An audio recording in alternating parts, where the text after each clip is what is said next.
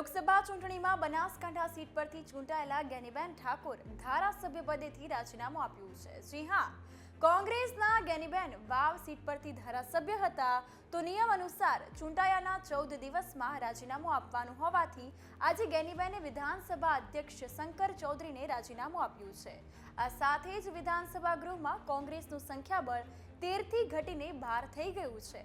આ બેઠક ખાલી થયાની જાહેરાત બાદ 6 મહિનામાં વાવ વિધાનસભા બેઠક પર પેટા ચૂંટણી યોજાશે।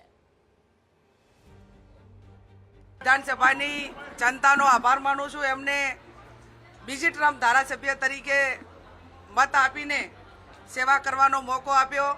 સમગ્ર બનાસકાંઠા જિલ્લાની જનતાનો આભાર માનું છું કે એકમાત્ર ગુજરાતમાં કોંગ્રેસ પાર્ટીના સંસદ સભ્ય તરીકે આશીર્વાદ આપીને ગુજરાતનો અવાજ દિલ્હી સુધી પહોંચાડવા માટેનો મોકો આપ્યો। એ બદલ કોંગ્રેસ પાર્ટીનો કેન્દ્ર નેતૃત્વ અને બનાસકાંઠાની જનતાનો હૃદયપૂર્વક આભાર।